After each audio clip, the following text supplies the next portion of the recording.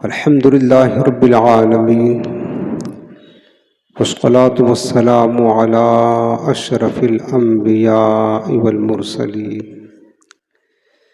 وعلى آله الطيبين وأصحابه الطاهرين. أما بعد فأعوذ بالله من الشيطان الرجيم. بسم الله الرحمن الرحيم. قال الله تبارك وتعالى في القرآن العظيم: لقد كان لكم في رسول الله أسوة حسنة. وعن أم المؤمنين عائشة صديقة رضي الله تعالى عنها قالت: كان رسول الله صلى الله عليه وسلم إذا دخل رمضان تغير لونه وكثرت صلاته وابتهل في الدعاء وأشفق منه. رواه البيهقي في شعب الإيمان. آمنت بالله صدق الله العظيم وبلغنا رسوله النبي الكريم رؤوف الرحيم عليه أفضل الصلاة والتسليم. اللهم رب اشرح لي صدري ويسر لي أمري واحلل عقدة من لساني يفقهوا قولي. رسول رحمت، مالک جنت، شفیع امت، سراپا جود و سخاوت، باعث خیر و برکت صلی اللہ تعالی علیہ وآلہ وسلم ارشاد فرماتے ہیں: رغم عنف رجل ذکرت عنده فلم يصلی علی. حضور علیہ السلام فرماتے ہیں کہ اس شخص کی ناک خاک آلود ہو جس کے سامنے میرا ذکر ہو اور اس نے مجھ پر درود پاک نہ پڑھا. گویا کہ حضور علیہ السلام نے اس کے لیے ہلاکت کی دعا فرمائی. جس کے سامنے سرکار کا نام لیا جائے، حضور علیہ السلام کا ذکر خیر ہو، اور وہ بد نصیب حضور علیہ السلام پر سرکار کا نام سننے کے باوجود بھی درود پاک نہ پڑھے، تو کیا پتہ چلا کہ جب بھی ہم اپنے پیارے آقا علیہ السلام کا نام پاک سنیں تو فوراً زبان سے کہیں صلی اللہ علیہ وسلم. اس کی عادت ضرور بنا لیں. آج نہایت ہی محبت کے ساتھ دل لگا کر گنبد خضرا کا پردور تصور ذہن و فکر میں بسا کر، آنکھوں کو بند کر کے، سروں کو جھکا کر، نہایت ہی تعظیم و ادب کے ساتھ اپنے رحمت والے آقا کی بارگاہ میں درود و سلام کا نذرانہ پیش کریں. اللہم صلی علی سیدنا و شفیعنا و کریمنا و نبینا و مولانا محمد وعلی آلہ و صحبہ و بارک وسلم. حاضرین محترم، اللہ تعالیٰ کا بے پناہ شکر ہے. اللہ رب العالمین نے ہمیں علم دین کی محفل میں بیٹھ کر علم دین حاصل کرنے کا شرف عطا فرمایا. آج کی اس محفل میں چونکہ ماہ رمضان انتہائی قریب ہے، رمضان المبارک جو کہ خاص عبادت و ریاضت، تلاوت و سخاوت، نماز و تراویح، ذکر و فکر کا مہینہ ہے، کثرت کے ساتھ مسلمان ماہ رمضان میں مسجدوں کی طرف متوجہ ہوتے ہیں. ماہ رمضان میں عبادت کا شوق زیادہ پیدا ہو، اس مناسبت سے اسی عنوان کے ساتھ آج ہم بات کریں گے، جس کا عنوان یہ ہے کہ رمضان کیسے گزارے. آپ دیکھیں کہ رمضان ایک مہینہ ہے، اس مہینے میں کثرت کے ساتھ عبادات کی جاتی ہے. تو اس سلسلے میں یہ جو ایک سوال ہے کہ رمضان کیسے گزاریں، اس کا جواب یہ ہے کہ رمضان ہم ایسے گزارے جیسے کہ ہمارے پیارے آقا علیہ السلام گزارا کرتے تھے. چونکہ اپنی زندگی کے ہر شعبے میں اگر ہم آپ سے پوچھیں کہ ہم عبادت کیسے کریں، جواب آئے گا کہ جیسے ہمارے آقا نے عبادت کی ہے، جیسے حکم دیا ہے. آپ سوال کریں کہ ہم نکاح کیسے کریں، کاروبار کیسے کریں، زندگی کیسے گزاریں، تو جواب وہی آئے گا جیسے ہمارے پیارے آقا نے گزارا ہے اور حکم عطا فرمایا ہے. چونکہ اللہ رب العالمین نے اپنے محبوب کریم علیہ السلام کی ذات اقدس کو ساری امت کے لیے آئیڈیل بنایا ہے، رہنما بنایا ہے، اصول بنایا ہے. لقد کان لکم فی رسول اللہ اسوۃ حسنہ. اللہ پاک نے فرمایا بے شک تمہارے لیے رسول اللہ صلی اللہ علیہ وسلم کی زندگی بہترین نمونہ عمل ہے، بہترین نمونہ ہے. اپنے زندگی کے ہر شعبے میں دیکھو کہ تمہارے نبی علیہ السلام کی اس معاملے میں سیرت کیا ہے، تعلیمات کیا ہیں، ارشادات کیا ہیں، احکام کیا ہیں، وہ دیکھ کر اس کے مطابق عمل کرنا شروع کر دو. آج ہمیں یہ سمجھنا ہے کہ ہمارے پیارے آقا مدینے والے مصطفیٰ صلی اللہ علیہ وسلم کا ماہ رمضان کے تعلق سے معمول کیا تھا.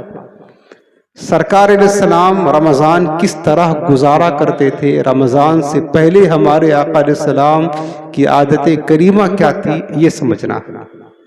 سب سے پہلی چیز یہ دیکھ لیں، آپ حضور علیہ السلام کی سیرت پڑھیں گے. ہمارے پیارے آقا علیہ السلام ماہ رمضان سے اتنی محبت کرتے کہ رمضان آنے سے 2 مہینہ قبل ہی حضور علیہ السلام رمضان پانے کی دعا کیا کرتے تھے. سبحان اللہ، یہ محبت کی علامت ہے. اور یہ بھی یاد رکھ لیں میرے عزیزوں کہ ماہ رمضان اس کو کہتے ہیں ضیف الرحمن. یہ رحمان کا مہینہ ہے. کس کا مہینہ ہے؟ اللہ رب العالمین کا مہینہ ہے. اگر ہمیں پتہ چل جائے کہ ہمارا کوئی معزز مہمان دور سے آنے والا ہے، سال بھر کے بعد آنے والا ہے، تو ہم 2-4 مہینے قبل ہی اس کی خوشیاں منانا شروع کر دیتے ہیں کہ مہمان آنے والا ہے. تو یہ رمضان تو کس کا مہینہ ہے؟ رحمان عز و جل کا مہینہ ہے. اس ماہ رمضان سے محبت کا عالم یہ تھا ہمارے پیارے آقا علیہ السلام کو کہ سرکار ماہ رمضان کی آمد سے 2 ماہ قبل ہی رمضان پانے کی دعا کیا کرتے تھے. حضرت انس بن مالک رضی اللہ تعالیٰ عنہ حدیث پاک روایت کرتے ہیں حضور نبی کریم علیہ السلام کا معمول کیا تھا. حضرت انس بن مالک کہتے ہیں کہ کان نبی صلی اللہ علیہ وسلم اذا دخل رجب قال اللهم بارک لنا فی رجب و شعبان وبارک لنا فی رمضان وفی روایت وبلغنا رمضان. حضرت انس بن مالک رضی اللہ عنہ کہتے ہیں کہ جیسے ہی رجب کا مہینہ شروع ہوتا، حضور نبی کریم علیہ السلام کا معمول یہ تھا کہ رجب کے بعد شعبان آتا ہے، پھر رمضان آتا ہے. جیسے ہی رجب کا مہینہ شروع ہوتا، حضور علیہ السلام دعا کرتے اے اللہ ہمارے لیے رجب اور شعبان میں برکت عطا فرما. کیا دعا کرتے؟ یا اللہ اللہم بارک لنا فی رجب و شعبان، رجب اور شعبان میں برکت نازل فرما، وبلغنا رمضان اور ہمیں ماہ رمضان عطا فرما. سبحان اللہ، کیا عطا فرما؟ ماہ رمضان عطا فرما. تو میرے عزیزوں ابھی تو چند دن باقی ہیں، ہم بھی یہ دعا کر سکتے ہیں. ہم میں سے چونکہ کسی کو یہ بات نہیں پتا کہ ہمیں رمضان دیکھنا نصیب ہو یا نہ نصیب ہو، البتہ حضور علیہ السلام کی سنت اور سیرت پر عمل کرتے ہوئے ہم بھی یہ دعا کر دیں کہ اللہ خیر و عافیت کے ساتھ ہمیں اپنے محبوب کے صدقے میں رمضان کی بہاریں دیکھنا نصیب فرما. آمین. سبحان اللہ۔ آپ اس بات سے اندازہ لگائیں کہ ہمارے پیارے آقا علیہ السلام ماہ رمضان سے کتنی محبت کیا کرتے تھے۔ 2 مہینہ باقی ہے، سرکار پہلے ہی سے رمضان پانے کی دعائیں کیا کرنے لگتے تھے۔ اس کے بعد دوسرے حدیث پاک کے بھی حضرت انس بن مالک رضی اللہ عنہ کہتے ہیں کہ لما اقبل شہر رمضان، جب رمضان کا مہینہ تشریف لاتا تو میرے آقا صحابہ کرام سے پوچھتے، سبحان اللہ میرے صحابہ جانتے ہو ماذا تستقبلون وماذا یستقبلکم، حدیث رسول سنا رہا، حضور صحابہ سے پوچھتے بتاؤ کہ تم کس کا استقبال کر رہے ہو۔ جب رمضان تشریف لاتا صحابہ سے پوچھتے کہ تم کس کا استقبال کر رہے ہو اور تمہارا استقبال کون کر رہا ہے، تو صحابہ میں سے حضرت عمر فاروق اعظم کہنے لگے کہ یا رسول اللہ فدا کا ابی و امی، میرے ماں باپ آپ پر قربان ہو جائیں، ہو سکتا ہے کوئی وحی نازل ہونے والی ہو، اللہ کی طرف سے وحی کوئی نازل ہونے والی ہو، یا ہمارا مقابلہ ہمارا سامنا کسی دشمن سے ہونے والا ہو، ہم اس کا استقبال کریں گے، اس کا انتظار کر رہے ہیں۔ میرے آقا نے فرمایا کہ نہیں، ایسی بات نہیں ہے، ولیکن شہر رمضان، لیکن تم استقبال ماہ رمضان کا کر رہے ہو، یغفر اللہ تعالی، میرے آقا فرماتے ہیں کہ اللہ تعالیٰ بخش دیتا ہے فی اول لیلۃ لکل اہل ھذہ القبلہ، رمضان کی جیسے پہلی رات آتی ہے تمام اس قبلہ والوں کی مغفرت فرما دیتا ہے۔ سبحان اللہ۔ فرمایا کہ تم کس کا استقبال کر رہے ہو، نہ تم کسی وحی کا استقبال کر رہے ہو، نہ کسی دشمن کا استقبال کرو گے، بلکہ تم ماہ رمضان کا استقبال کر رہے ہو۔ حضور علیہ السلام کی عادت کریمہ یہ تھی، معمول یہ تھا کہ کانا یستبشر اصحابہ، جب ماہ رمضان تشریف لاتا تو میرے آقا اپنے صحابہ کو رمضان کی مبارکباد دیا کرتے تھے۔ سبحان اللہ۔ اور آج یہ چیز، یہ سنت الحمدللہ مسلمانوں میں رائج ہے۔ رمضان شروع ہوتا ہے، مسلمان ایک دوسرے کو مبارکباد دیتے ہیں کہ رمضان مبارک ہو، اللہ خیر کے ساتھ رمضان نصیب فرمائے، رمضان کی بہاریں آپ کو عطا فرمائے، دینا چاہیے، یہ سنت رسول ہے۔ ایک تو دعا کرنا رمضان پانے کی، یہ حضور کی سنت ہے، اور دوسرا کیا ہے کہ جب رمضان تشریف لائے تو رمضان کی مبارکباد دینا، یہ بھی ہمارے آقا علیہ السلام کی سنت کریمہ ہے۔ تو آپ نیت کر لیں، انشاءاللہ ہم دعا بھی کریں گے کہ مولا ماہ رمضان کی بہاریں عطا فرما، اور جب رمضان تشریف لائے گا تو ہم یہ بھی مسلمانوں کو حضور کی سنت کی اتباع کرتے ہوئے دعا کریں گے، مبارکباد دیں گے کہ آپ کو مبارک ہو کر رمضان تشریف لایا ہے۔ یعنی حضور علیہ السلام اتنی زیادہ محبت کیا کرتے تھے ماہ رمضان سے۔ اب اس کے بعد دیکھیں صحابہ کرام کا معمول کیا تھا، تابعین کا معمول کیا تھا، اسلاف کا طریقہ کیا تھا ماہ رمضان کے تعلق سے، اور حضور کی صحابہ، اہل بیت اور تابعین، اسلاف، بزرگان دین رمضان سے محبت کتنی کیا کرتے تھے، رمضان سے پیار کتنا کیا کرتے تھے۔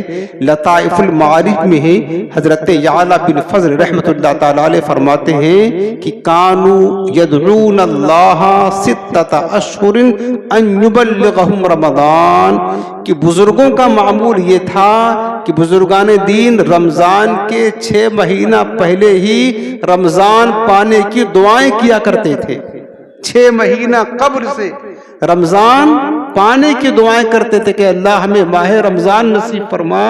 اس کے بعد فرمایا ثم يدعونه 6 اشہر ان يتقبل منہم، رمضان جانے کے 6 مہینہ بعد تک وہ دعا کرتے تھے کہ یا اللہ جو ہم نے رمضان میں عبادت کی ہے اسے قبول فرما۔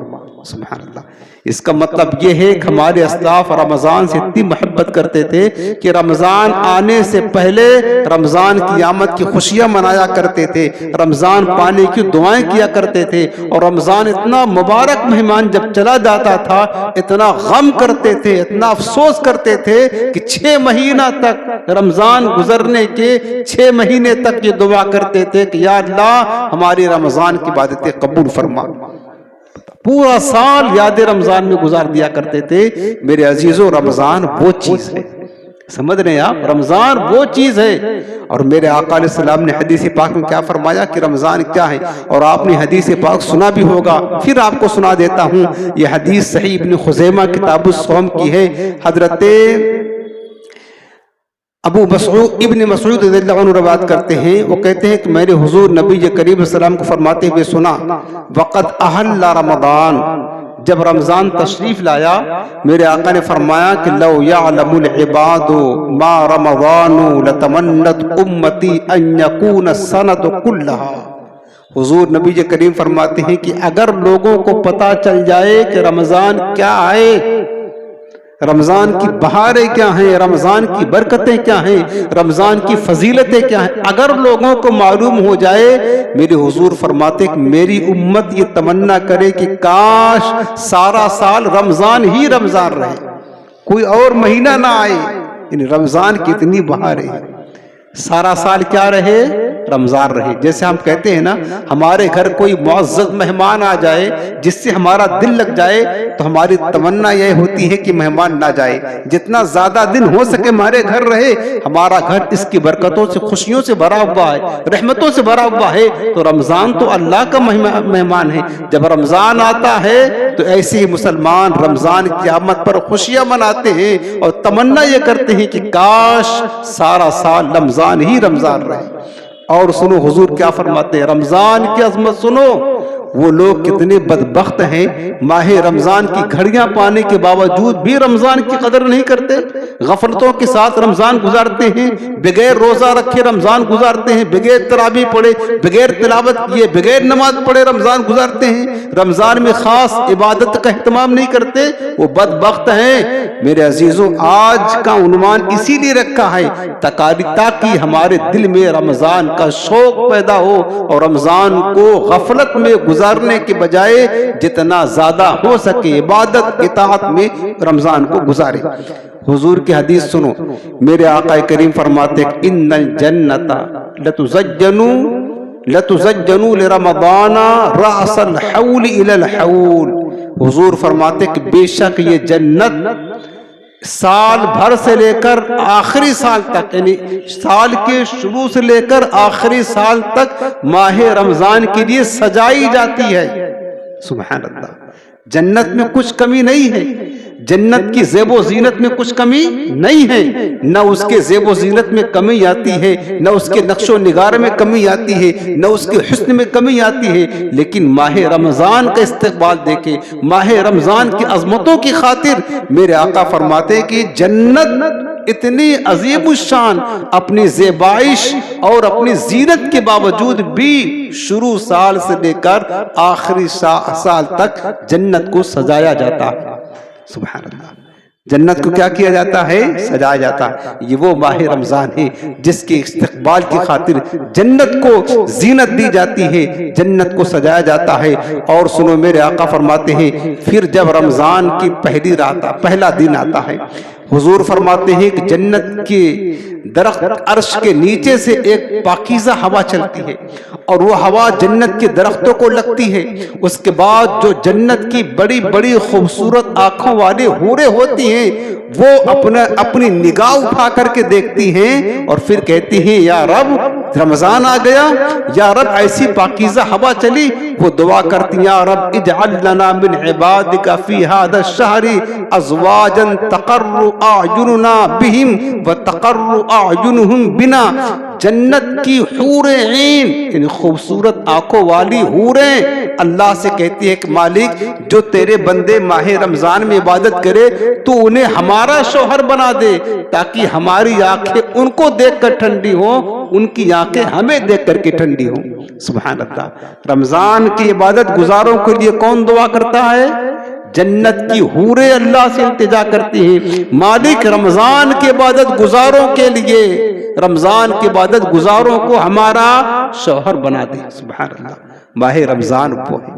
کتنے خوش نصیب ہیں وہ لوگ جو رمضان پاتے ہیں تو رمضان کی قدر کرتے ہیں، اور کتنے بدبخت ہیں وہ لوگ جو رمضان پانے کے باوجود بھی رمضان کا احترام نہیں کرتے. میرے عزیزوں آپ ایسا مت کرنا، آپ ایسا نہ کرنا. رمضان پائیں جتنا زیادہ ہو سکے رمضان کا احترام کریں، رمضان میں عبادت کر لے، یہ لمحے زندگی میں بار بار آیا نہیں کرتے، یہ سوچ کر کے رمضان کی قدر کریں۔ اور سنو، پہلے بتایا کہ حضور رمضان سے محبت کتنی کیا کرتے تھے، دعائیں کیا کرتے تھے۔ اسلاف، صحابہ، تابعین، بزرگان دین رمضان سے محبت کیا کرتے تھے، رمضان پانے کی دعائیں کیا کرتے تھے۔ اس کے بعد پھر ایک حدیث پاک، یہ شعب الایمان للبہقی کی امام بہقی نے روایت کیا، ام المؤمنین سیدہ عائشہ صدیقہ رضی اللہ تعالی عنہا روایت کرتی ہیں، حضور علیہ السلام کا معمول کیا تھا ماہ رمضان میں۔ چونکہ ہمیں یہ سب سیکھنا ہے آج کے درس میں کہ رمضان کیسے گزارے۔ جب ہمیں یہ پتا چلے کہ ہمارے کریم آقا کا معمول مبارک یہ تھا، حضور رمضان اس طرح گزارتے تھے، تو ہم بھی اپنے پیارے آقا کی محبت میں، حضور کی اتباع میں ایسے ہی رمضان گزارنے کی کوشش کریں گے تاکہ رمضان کی اصل برکتیں ہمیں نصیب ہو سکے۔ سیدہ عائشہ طیبہ طاہرہ رضی اللہ تعالیٰ عنہ فرماتی ہیں کہ اذا دخل رمضان تغیر لونہ، جب رمضان کا مہینہ شروع ہوتا تو حضور کے مبارک چہرے کا رنگ بدل جاتا، متغیر ہو جاتا، یعنی جیسے ہی رمضان آتا تغیر لونہ، حضور کا چہرہ بدل جاتا، حضور کا مبارک رنگ بدل جاتا۔ جیسے کہ آپ نے سنا ہوگا حدیث پاک میں، جب نماز کا وقت آتا، سیدہ عائشہ صدیقہ رضی اللہ عنہا فرماتی ہے، جیسے ہی نماز کا وقت آتا حضور ہم سے بات کرتے ہوتے، لیکن سرکار پر اللہ کی خشیت کا ایسا غلبہ ہوتا، ایسی کیفیت طاری ہوتی، ایک دم حضور کا چہرہ بدل جاتا، ایسا لگتا تھا کہ ہم حضور کو پہچانتے نہیں، نہ حضور ہم کو پہچانتے، یعنی اتنا زیادہ اللہ کی خشیت اور محبت اور ہیبت کا غلبہ ہوتا۔ جب نماز کا وقت ہوتا تھا سرکار کا چہرے مبارک کا رنگ بدل جاتا۔ اسی طرح سیدہ عائشہ فرماتی ہیں، جب ماہ رمضان آتا تغیر لونہ، حضور کا چہرے انور کا نور بدل جاتا۔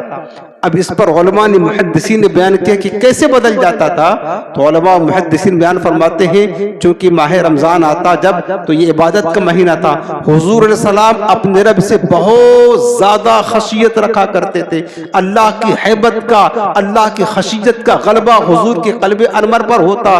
میرے آقا علیہ السلام ماہ رمضان میں عبادت کرنے کا مہینہ تھا، حضور خشیت الہی سے اس لیے ڈرتے رہتے کہ کہیں ایسا نہ ہو کہ کوئی مشکل پیش آ جائے، کوئی مصیبت آ جائے جس کی وجہ سے ماہ رمضان میں حق عبودیت کو صحیح طریقے سے ادا نہ کر سکے، حق عبودیت کو یعنی ماہ رمضان کی صحیح قدر نہ کر سکے۔ ہو سکتا کوئی ایسا جسمانی عریضہ لائق ہو جائے، کوئی مشکل آ جائے، کوئی مصیبت آ جائے، کوئی تکلیف آ جائے، تو کما حق ہو، جیسے کہ رمضان کا حق ہے ادا کرنے کا، عبادت کرنے کا، اللہ کی بندگی کرنے کا، وہ ادا نہ ہو سکے، اس وجہ سے، اس ڈر کی وجہ سے، اس خوف کی وجہ سے پیارے آقا علیہ السلام کے چہرے کا رنگ متغیر ہو جاتا تھا۔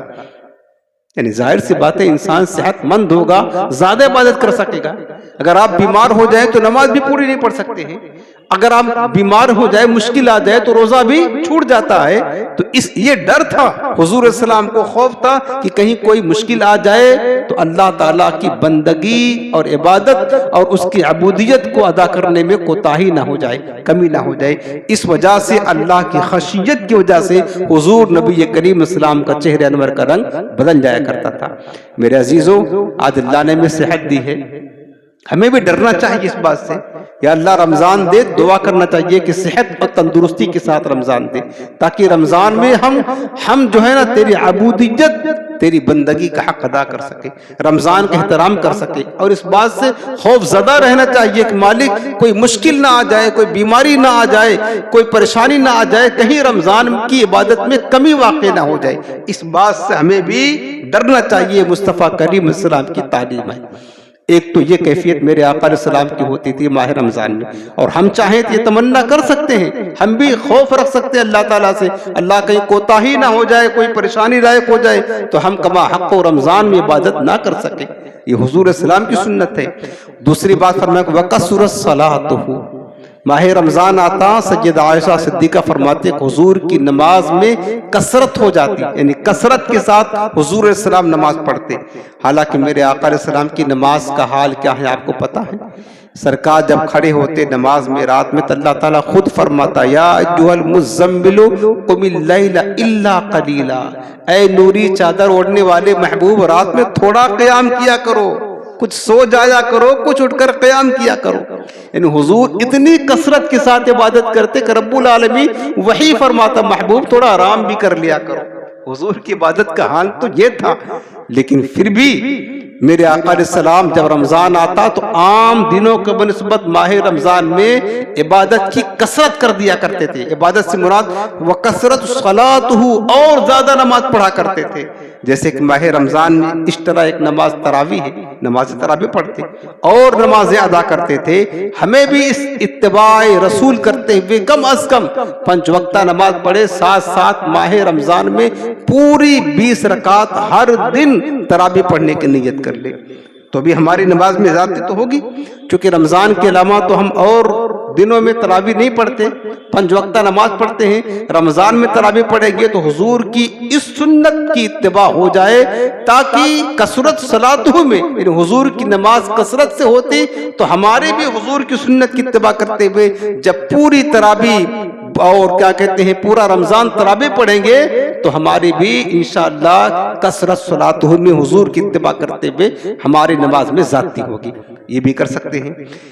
اس کے بعد میرے آقا علیہ السلام کا اور معمول کیا تھا؟ رمضان آتا سیدہ عائشہ صدیقہ فرماتی وَبْتَحَلَّ فِي الدُّعَاء، اور میرے آقا ماہ رمضان میں گڑ گڑا کر دعائیں کیا کرتے تھے، رو رو کر دعائیں کرتے تضرع میرے آقا گڑ گڑا کر دعائیں کیا کرتے تھے ماہ رمضان میں. سبحان اللہ. اور یہ حضور السلام کی دعا کا فیضان ہے جو آج ہم بیٹھ کر اللہ کا ذکر کر رہے ہیں. ہم سلامت ہیں، ایمان و دین ہم تک پہنچا ہے تو حضور کی سنت کی اتباع کرتے ہوئے ہم چاہیں. حضور کا یہ معمول تھا رمضان میں دعاؤں میں کثرت کرتے، خاص کر دعا کی جو قبولیت کا وقت حدیثوں میں لکھا ہے وہ افطار اور سحری کے وقت ہے. افطار کے وقت اور سحری کے وقت ہے. یہ 2 وقت خاص قبولیت کا وقت ہے. جب آپ سحری کرنے بیٹھے، سحری کھا لے، اس وقت پھر کچھ دیر تک گڑ گڑا کر دعا کریں. افطار کا ٹائم ہو جائے تو وہ وقت بہت زیادہ مقبولیت کا ہے. اس وقت گڑ گڑا کر رو رو کر اللہ کی بارگاہ میں آنسو بہا کر دعا کرے. اس کے بعد رات جو قبولیت کا وقت ہوتا ہے، ماہ رمضان کی ہر رات اللہ کی رحمت ندا کرتی ہے. حل من سائل، ہے کوئی سوال کرنے والا. ہر رات اللہ کی رحمت ندا کرتی ہے. رمضان کی راتوں میں بھی تراویح پڑھ لے یا گوشے تنہائی میں تھوڑی دیر آ کر کے بیٹھ جائے، مسجد میں ایک گوشے میں بیٹھ جائیں، تھوڑا دیر اللہ کا ذکر کر لے، تھوڑی دیر درود پاک پڑھ لے. اس کے بعد 2-4-10 منٹ جتنا آپ کی طبیعت ساتھ دے، جتنا آپ کا خشوع خضوع بن سکے، آپ اللہ کی بارگاہ میں گڑ گڑا کر دعا کریں. دعا کرے اللہ تعالیٰ سے کہ رمضان دعاؤں کا مہینہ ہے. یہ میرے کریم آقا علیہ السلام کا معمول مبارک تھا. گڑ گڑا کر حضور السلام ماہ رمضان میں دعا کرتے. اس کے بعد سیدہ عائشہ فرماتی وَأَشْفَقَ مِنْهُ، اور میرے آقا علیہ السلام کے دل میں اللہ کی خشیت بھر جاتی تھی. ماہ رمضان میں حضور السلام اللہ کی خشیت اور حیبت کی وجہ سے ڈرنے لگتے تھے. تو اپنے اندر بھی خشیت پیدا کرے، یہ ڈر پیدا کرے مالک تیرا مہمان تشریف لایا ہے، یہ خاص عبادت کا مہینہ ہے. ڈرے اے اللہ کہیں کوتاہی نہ ہو جائے عبادت میں، روزوں میں، تلاوت میں، ذکر و فکر میں، تراویح میں کہیں کوتاہی نہ ہو جائے، کوئی نماز نہ چھوٹ جائے، کوئی روزہ نہ چھوٹ جائے، کہیں ہم جو ہے نا لاپرواہی میں نہ ادا کرے. اس بات سے ہمیں بھی خشیت رکھنے کی، اللہ تعالیٰ کی، اللہ کا خوف رکھنے کی ضرورت ہے کہ ماہ رمضان میں میرے آقا علیہ السلام کا یہ معمول تھا. اس کے علاوہ آپ نے نمازوں کا حال سنا، دعا کا حال سنا. پھر میرے حضور السلام کا مبارک معمول کیا تھا؟ ماہ رمضان میں سرکار السلام کثرت کے ساتھ رمضان کے مہینے میں قرآن عظیم کی تلاوت کیا کرتے تھے. سبحان اللہ. اور اللہ کا شکر ہے کہ پورا سال جو مسلمان قرآن کھول کر نہیں دیکھتا ہے، ماہ رمضان وہ بھی قرآن اٹھا کر کے بیٹھ جاتا پڑھنے کے لیے. خوش نصیبوں کی بات ہے. یہ مسلمانوں کے اندر آئے جذبہ، لیکن ہم نے یہ دیکھا کہ اب یہ جذبہ بھی دھیرے دھیرے مسلمانوں سے ختم ہوتا جا رہا ہے. اکثر لوگ نہیں پڑھتے ہیں لیکن بہت سارے لوگ خوش نصیب پڑھتے ہیں. پورا سال جو قرآن نہیں چھو کر کے دیکھتے وہ بھی ماہ رمضان میں چند ایک پارے یا پورا ختم قرآن کرتے ہیں. لیکن زیادہ تر آج بھی مسلمان نہیں کرتے، قرآن نہیں پڑھتے ہیں. میرے پیارے، حضور کی اتباع کرنا ہے. رمضان کیسے گزارنا ہے؟ رمضان آپ کو پتا ہے شہر رمضان الذی انزل فیہ القرآن، رمضان تو نزول قرآن کا مہینہ ہے. یہی بات ہے نا. رمضان کس کا مہینہ ہے نزول قرآن کا؟ بلکہ علماء نے فرمایا کہ اللہ تعالیٰ نے رمضان میں قرآن کو نازل فرمایا، اس کے شکرانے میں امت مصطفیٰ کو روزہ فرض کیا تاکہ نزول قرآن کی عظمت باقی رہے، ان کے دلوں میں سلامت رہے. نزول قرآن کی برکت سے اللہ نے شکرانے کے طور پر ہمیں روزہ فرض کیا ہوا ہے. تو یہ ہے ہی قرآن کے نزول کا مہینہ. اگر پورا سال نہیں پڑھتے تو آج یہ نیت کر لیں میرے عزیزوں، جن لوگوں نے قرآن پڑھا ہے کم از کم اتنا نیت کرے کہ پورے ماہ میں ایک قرآن ضرور مکمل کریں گے انشاءاللہ. کر لیں نیت، مشکل کام نہیں. روزانہ ایک پارہ پڑھ لینا مشکل نہیں ہے. آپ وقت نکال لیں، آپ سحری کر لیں، آپ پڑھ لیں، سحری کے بعد پڑھ لیں، فجر کے بعد پڑھ لیں، دن میں پڑھ لیں، تھوڑا تھوڑا کر کے پورے دن میں آپ جو ہے نا ایک پارہ مکمل کر لیں. زیادہ پڑھے تو بہتر. میں کم از کم بات کرتا ہوں ایک قرآن پورے رمضان میں اس سال ضرور ختم کرنے کی نیت ضرور کر لیں.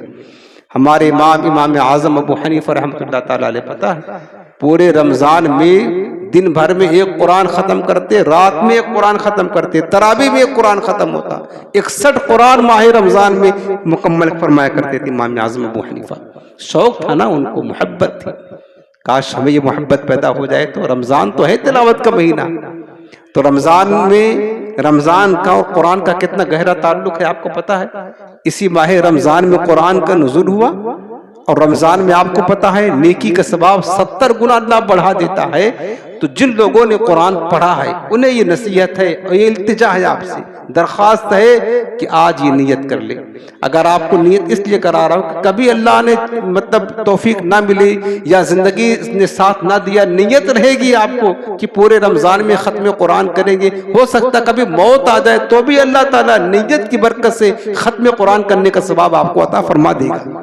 یا کبھی کوئی مشکل پیش آ جائے، بیمار ہو جائے، اللہ جانے کیا ہو جائے، لیکن اگر آپ کی نیت رہے گی تو اللہ تعالیٰ نہیں کر سکے کسی مجبوری کے سبب، اللہ آپ کو اجر ختم قرآن کا دے گا. اس لیے میں کہہ رہا ہوں کہ آپ نیت کریں. جنہوں نے پڑھا ہے اور جنہوں نے قرآن نہیں پڑھا وہ سوچیں کہ ہم کیا کریں، ان کے لیے نصیحت یہ ہے قرآن پڑھنا ثواب ہے، قرآن چھونا بھی ثواب، قرآن دیکھنا بھی ثواب. اور اپنے مقدر پر روئے.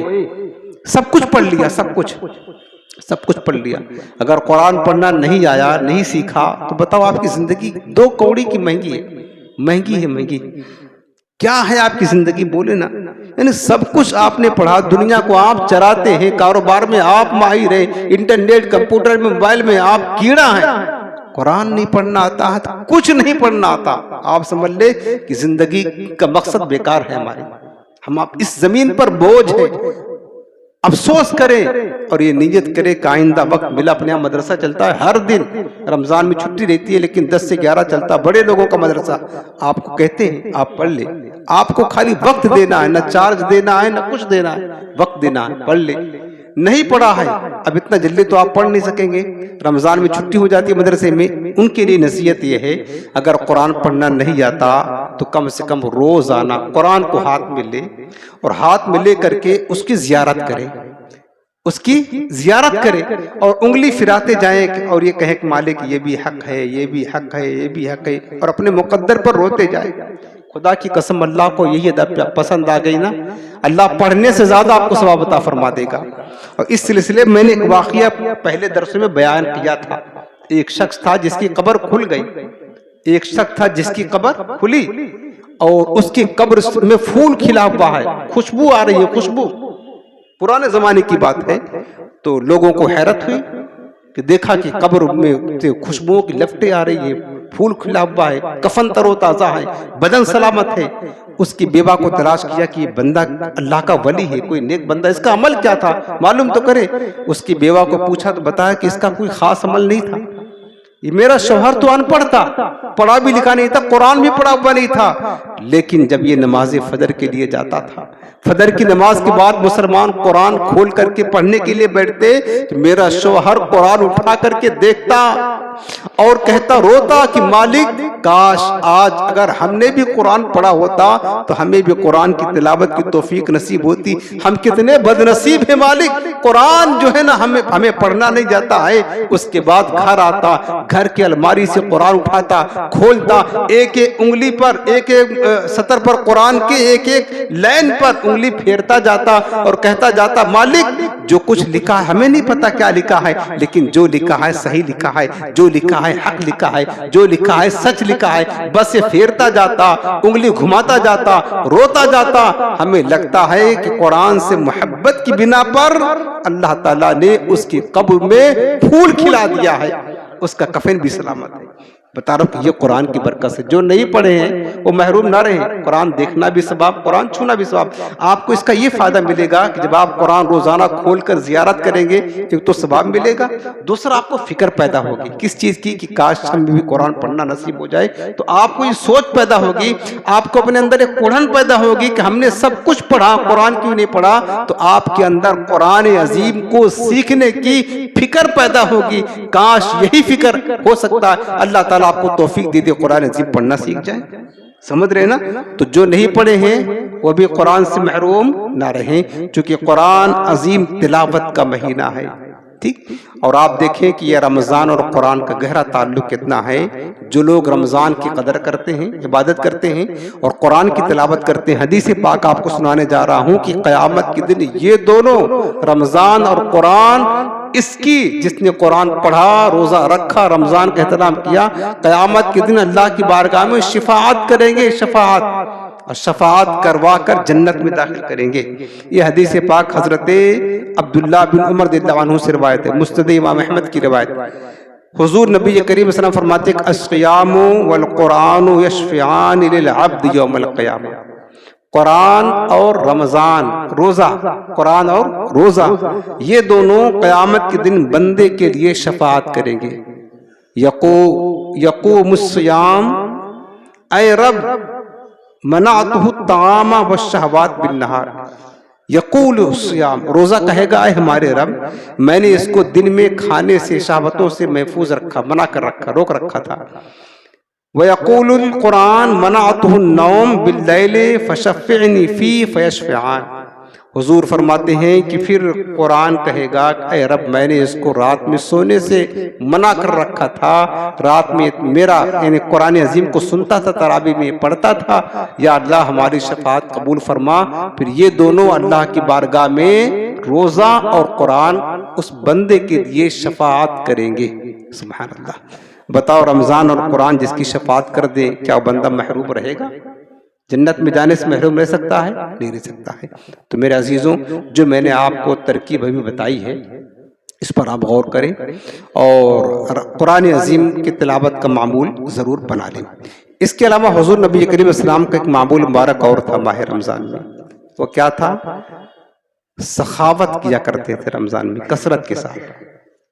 یوں تو ہمارے آقا علیہ السلام سارا سال کثرت کے ساتھ سخاوت کرتے تھے. حضور السلام کی شان موجود ہے نا, نہیں سنتا ہی نہیں مانگنے والا تیرا. میرے آقا علیہ السلام کائنات میں سب سے بڑھ کر سخی تھے. ہاں یہ کوئی صرف بات نہیں ہے, حقیقت ہے. اپنے تو اپنے غیروں نے بھی قبول کیا اس کو. آقا کریم اسلام کائنات میں سب سے بڑھ کر سخی تھے. کبھی بھی کسی سائل کو کسی معاملے میں واپس نہیں لوٹایا.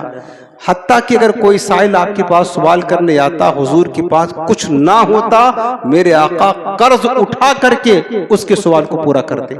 کون کرے گا ایسا بولے؟ اگر ہمارے پاس ہے تو دینا مشکل ہے, یہاں قرض لے کر کے دیں گے ہم, لیکن حضور اسلام قرض لے کر کے اس کا سوال پورا کرتے, اس کو عطا فرمایا کرتے تھے. بلکہ میرے آقا علیہ السلام کی سخاوت کا حال یہ تھا. حضرت انس بن مالک رضی اللہ عنہ کہتے ہیں کہ رسول اللہ صلی اللہ علیہ وسلم سے جس شے کا سوال کیا گیا آپ نے اسے عطا فرمایا.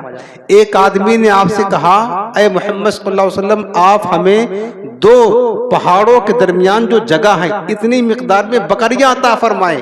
میرے آقا علیہ السلام نے اس کو عطا فرما دیا۔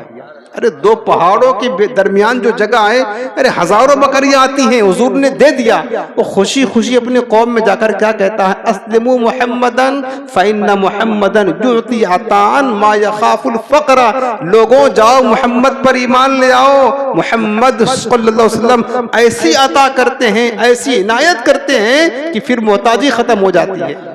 جس کو عطا کر دیتے کبھی وہ محتاج ہی نہیں رہتا ہے، محتاجی کا خوف بھی ختم ہو جاتا ہے۔ وہ اعرابی حضور کے بارے میں ایسا کہتا تھا۔ میرے حضور کی شان تو یہ تھی۔ صفوان بن امیہ آپ کی سخاوت کے بارے میں بیان کرتے ہیں۔ صفوان بن امیہ کہتے ہیں کہ حضور کی ذات مجھے سب سے زیادہ ناپسند تھی، یعنی اگر میں وہ اسلام لانے سے پہلے کی بات، سب سے زیادہ کسی کو ناپسند کرتا تھا تو حضور کی ذات کو، لیکن اس کے باوجود بھی اللہ کے رسول ہمیں بار بار عطا کرتے تھے، بار بار عطا کرتے تھے، کثرت کے ساتھ سخاوت کرتے تھے۔ حتیٰ کہ حنین کے موقع پر 3 مرتبہ انہوں نے 100 اونٹ عطا فرمایا، 100 اونٹ عطا فرمایا 3 مرتبہ۔ صفوان بن امیہ کہتے ہیں حضور کی عطا کو دیکھ کر پھر اب میرا حال یہ ہو گیا کہ کائنات میں سب سے بڑھ کر حضور سے محبت کرنے لگا۔ حضور کی سخاوت کا حال یہ تباہ کیا جود و کرم ہے، شہ بطحا تیرا نہیں سنتا ہی نہیں مانگنے والا تیرا۔ بخاری شریف کتاب الادب حضرت جابر بن عبداللہ انصاری رضی اللہ عنہ روایت کرتے ہیں، ما سئل رسول اللہ صلی اللہ علیہ وسلم شیئا فقال لا، کبھی بھی حضور سے کوئی چیز کا سوال نہیں کیا گیا مگر حضور نے اس کو عطا فرمایا۔ جس چیز کا سوال حضور سے کیا گیا سرکار نے کبھی لا نہیں فرمایا۔ سرکار نے کبھی ایسا کوئی محبوب کہیں ہوگا نہ کہیں ہے، بیٹھا ہے چٹائی پر مگر عرش نسی ہے، ملتی نہیں کیا کیا میرے محبوب کے در سے، ایک لفظ نہیں ہے جو تیرے لب پہ نہیں ہے۔ حضور کی شان تو یہ تھی، لیکن یہ عام دنوں کا حال یہ تھا، عام دنوں کا حال۔ لیکن صحابہ کرام بیان فرماتے ہیں کہ حضور کی سخاوت، کیسر و کسریٰ جیسے دنیا کے بلند ترین بادشاہ حضور کی سخاوت کو دیکھ کر حیران رہ جاتے تھے کہ یار یہ اللہ کے نبی ہیں جن کے پاس کچھ نہیں، خود کی زندگی فقر و فاقہ میں بسر ہوتی ہے، لیکن جب کسی کو دینے پر آتے ہیں تو دریا بہا دیے ہیں، دربے بہا دیے ہیں۔ یہ حال ہوتا تھا میرے کریم سے گر قطرہ کسی نے مانگا، دریا بہا دیے ہیں، دربے بہا دی۔ وہ سوچا کرتے تھے کہ ہمارے پاس تو دولت بھری ہے پھر بھی ہم اتنا دے نہیں سکتے، یہ اللہ کے نبی ان کے پاس کچھ نہیں ہوتا تھا لیکن دریا بہا دیتے ہیں، حیران ہوتے تھے کیسر و کسریٰ۔ لیکن جب رمضان کا مہینہ آتا، صحابہ کرام فرماتے ہیں کہ رمضان شریف میں حضور کی سخاوت کا حال کیا ہوتا، وَكَانَ أَجْوَدُ مَا يَكُونُ فِي شَهْرِ رمضان، رمضان میں آپ کی سخاوت تیز ہواؤں سے بھی زیادہ بڑھ جایا کرتی تھی، یعنی ہوائیں اتنی تیز نہیں چلتی جتنی تیز میرے آقا کی سخاوت ماہ رمضان میں ہوتی تھی۔ اور اللہ کا شکر ہے امت نے آج اس کو بھی تھام کر رکھا ہے۔ آپ دیکھ لیں مسلمان پورے سال جتنی سخاوت نہیں کرتے ہیں، چاہے وہ صدقات نافلہ کی شکل میں ہو، چاہے زکوٰۃ کی شکل میں ہو، یہ سب سخاوت ہے، چاہے وہ کسی کو مدد کرنے کی شکل میں ہو، کسی کو گفٹ دینے کے، کپڑا دینے کے اور افطاری سحری کا سامان دینے کی شکل میں ہو، پورے سال جو سخاوت نہیں کرتے مسلمان اس مہینے میں کثرت کے ساتھ سخاوت کرتے ہیں۔ الحمدللہ الحمدللہ کرتے ہیں نا۔ آپ دیکھیں سحری کا انتظامات مسلمان کرتے ہیں، افطاری کے انتظامات مسلمان کرتے ہیں، غریبوں کو کپڑے بھی تقسیم کرتے ہیں۔ آپ دیکھیں پورا سال جو مسجد کے امام اور بانگی صاحب کو کوئی نہیں پوچھتا ہے، ارے رمضان کی سخاوت کا حال مسلمانوں کو دیکھے، مسجد کے امام صاحب بانگی صاحب کو بھی لوگ سخاوت کرتے ہیں، کرتے کہ نہیں پورے سال میں، رمضان میں کرتے ہیں۔ تو یہ سخاوت کا حال یہ حضور کی بارگاہ سے فیض ملا ہوا ہے۔ ہر مسجد میں دیکھیں انتظامات کرتے ہیں لوگ، خوشی خوشی امام اور بانگی صاحب مؤذن کی خدمت کرتے ہیں، خادمین کی خدمت کرتے ہیں، حالانکہ پورا سال 1 روپے نہیں دیتے، لیکن رمضان میں وہ بھی بتا رہا ہوں کہ حضور کی سخاوت کا فیض یہ امت کو ملا ہے۔ اللہ سلامت رکھے نا، تو کرنا چاہیے، چونکہ رمضان میں ایک نیکی 70 گنا، 1 روپے دیں گے تو 70 گنا خیرات کرنے کا ثواب ملے گا۔ اور علماء نے بیان فرمایا کہ حضور السلام جو ماہ رمضان میں کثرت کے ساتھ سخاوت کرتے تھے، اس کی حکمت کیا تھی؟ اس کی حکمت یہ تھی کہ چونکہ ماہ رمضان میں سب کو پتا ہے کہ اللہ تعالیٰ خصوصی طور پر اپنے بندوں کے لیے انعامات، اکرامات، نوازشات کی برسات فرماتا ہے، انعامات، اکرامات، نوازشات کی برسات فرماتا ہے۔ پورا سال جو بندہ روزی نہیں کھا سکا ماہ رمضان میں وہ بھی کھا لیتا ہے نا، اس بات کا اقرار سب کو ہے۔ پورا سال جو چیزیں، جو نعمتیں نہیں ملی ماہ رمضان میں ملتی ہیں۔ کثرت کے ساتھ تو خرچ کرتے ہیں، کہاں سے پیسہ آتا ہے؟ جب اللہ دیتا ہے تو ہی خرچ کرتے ہیں، اللہ عطا کرتا تو ہی خرچ کرتے ہیں۔ کثرت کے ساتھ کپڑا بھی بنوا رہے، سحری افطاری کا انتظام کر رہے ہیں، زکوٰۃ بھی نکال رہے، غریبوں کی مدد بھی کر رہے، مسجد میں بھی دے رہے، مدرسے میں بھی دے رہے، ہر جگہ خرچ ہو رہا ہے، خرچہ ہی خرچہ ہے۔ وہی خرچہ تب ہوتا ہے جب آتا ہے۔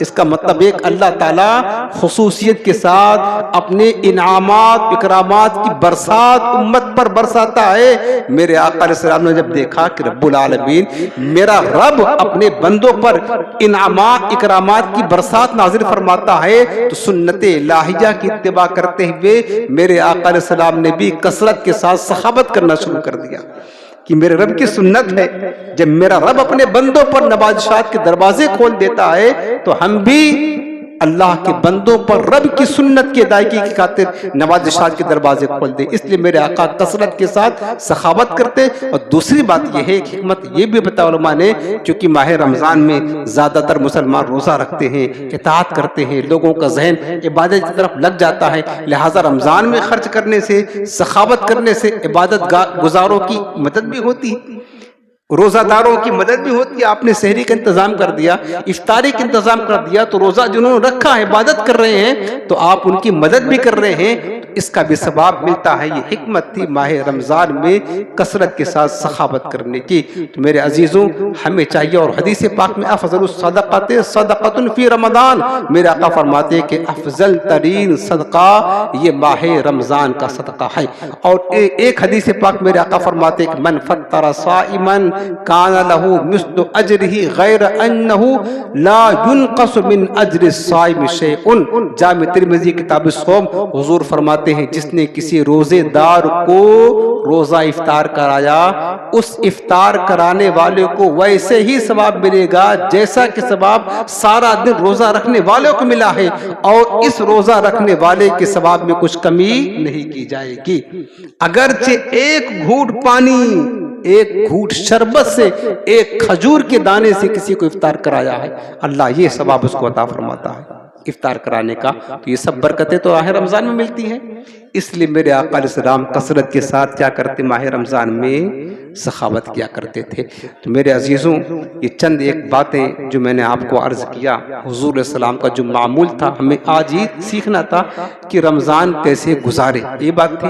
تو رمضان آپ ایسے گزارے جیسے ہم نے بتایا اپنے آقا علیہ السلام کی سیرت کو۔ تو آج یہ عہد کریں، یہ نیت کریں، ماہ رمضان جلد ہی آ جائے گا، آپ کو پتہ نہیں چلے گا کتنا جلدی آئے گا، آپ کو احساس نہیں ہوگا، جلد آ جائے گا۔ آج سے نیت کر لیں کہ ماہ رمضان میں، پھر بار بار کہتا رہتا ہوں، آپ سب نماز پڑھیں گے، ہم کو پتا ہے آپ جتنے لوگ بیٹھے 5 وقت کی نماز پڑھیں گے، کوئی بھی اس میں سے ایک نماز قضا نہیں کرے گا۔ آج اگر نماز قضا کر رہے ہیں آپ، فجر کی، عشاء کی، کسی بھی ٹائم کی نماز نہ، خدا کے واسطے سمجھ جائیں کہ ہمارا رمضان آ گیا ہے، یہ سمجھ جائیں، تصور کر لے کہ رمضان آ گیا ہے۔ آج ہی سے نمازوں کی پابندی شروع کر دے، 5 وقتہ نماز، قرآن عظیم کو کچھ پڑھنا شروع کر دے تاکہ عادت رہے آپ کی، قرآن پڑھنا شروع کر دے، نمازوں کی پابندی کر دے، کچھ نہ کچھ خیرات جو آپ کو 10-20 روپے جتنا آپ کو اللہ نے دیا وہ بھی آپ شروع کر دیں۔ پہلے سے شروع کرنے سے فائدہ ملے گا کہ رمضان میں آپ کی عادت بن جائے گی، تو رمضان میں آپ کا دل لگ جائے گا۔ تو آپ نیت کریں، ہم بھی نیت کرتے ہیں انشاءاللہ جو ہم نے اپنے آقا علیہ السلام کی مبارک معمول کو پڑھا ہے، اور معمول پر ہم عمل کریں گے، سرکار کی سیرت پر عمل کریں گے، اور رمضان ہم ایسے گزاریں گے جیسے کہ ہمارے آقا علیہ السلام گزارا کرتے تھے، جیسے کہ ہمارے آقا علیہ السلام چاہتے تھے۔ اللہ ہمیں رمضان کی بہاریں نصیب فرمائے، اللہ ہمیں رمضان دیکھنا نصیب فرمائے، اور کثرت کے ساتھ ہم سب کو رمضان مبارک کی فضاؤں میں بسنا، رمضان کی بہاریں اللہ عطا فرمائے، آمین بجاہ نبی الکریم۔ آج کا وظیفہ یہ عرض کر دیتا ہوں، یہ وظیفہ بہت ہی مبارک ہے، ہر چیز کے لیے ہے۔ کوئی بھی آپ کو پریشانی ہو، مشکل ہو، تنگ دستی ہو، بے برکتی ہو، بے روزگاری ہو، ٹینشن ہو، گھر میں ناچاکیاں ہوں، کوئی مصیبت آ جائے، یعنی ہر ایک چیز کا علاج ہے اس بلے۔ اور یہ وظیفہ ہمارے آقا مدینے والے مصطفیٰ صلی اللہ علیہ وسلم نے خود ارشاد فرمایا ہے۔ جنت سے وظیفہ آیا، حضور فرماتے ہیں عرش اعظم کے نیچے ایک خزانہ ہے، اس خزانے سے یہ وظیفہ آیا ہوا ہے۔ وظیفہ ہے لا حول ولا قوت الا باللہ العلی العظیم۔ سب کو یاد ہے یہ وظیفہ، آپ ہر فرمایا کہ 99 بیماریوں کے لیے دوا ہے اس میں، اور سب سے ہلکی جو بیماری وہ غم اور ٹینشن ہے۔ آج بہت سارے لوگوں کو ٹینشن ہے، کسی کے اپنے ٹینشن ہے اپنے بچوں کی شادی کا، کسی کا کاروبار کا، کسی کے امتحان میں کامیابی کا، کسی کے مقدمے کا، کسی کے گھر بار کا ٹینشن ہے، کسی کے دکان کا ٹینشن ہے، کوئی بھی ٹینشن ہو، ہم نے نہیں، ہمارے آقا نے بتایا وظیفہ، اور خدا کی قسم یہ وظیفہ پاورفل ہے۔ ہم نے کئی لوگوں کو بتایا، انہوں نے ہم کو سامنے رزلٹ دیا، حضرت جب سے ہم نے آپ نے یہ وظیفہ بتایا ہم نے پڑھا، اللہ نے وسعت عطا فرمائی ہے۔ ہم نے کہا تو ہمارے سرکار کا بتایا ہوا ہے، یہ کنفرم ہے تو ہونا ہے۔ میں آپ کو عرض کرتا ہوں، ہم دنیا میں رہتے ہیں اور مصیبتوں کا گھر ہے دنیا، پریشانیوں کا گھر ہے، مشکلات کا گھر ہے۔ آپ کسی بھی مشکل میں ہیں نا، اس کی کوئی خاص تعداد متعین ہے، جب بھی آپ چاہیں پڑھتے رہے لا حول ولا قوت الا باللہ، چلتے پھرتے اٹھتے بیٹھتے، وضو بے وضو، نماز کے لیے جائیں آئیں، یعنی آپ جب سے یاد ہے لا حول ولا قوت الا باللہ، آپ دل میں نیت رکھ لیں کہ یہ پریشانی ہم کو ہے تو اللہ اس وظیفے کی برکت سے پریشانی دور کر دے انشاءاللہ۔ آپ دیکھیں یقیناً بہت پاورفل وظیفہ ہے، کسی بھی طرح کی تکلیف میں آپ مبتلا مصیبت میں آپ یہ وظیفہ پڑھنے کا معمول بنائیں انشاءاللہ۔ آپ دیکھ لیجئے گا ضرور ہمارے آقا کا فرمان حق ہے، سچ ہے، آپ کی پریشانی دور ہوگی انشاءاللہ۔ پڑھیں گے نا لا حول ولا قوت الا باللہ العظیم، کثرت کے ساتھ جتنا زیادہ ہو سکے پڑھیں۔ اللہ پاک ہم سب کو عمل کی توفیق عطا فرمائے۔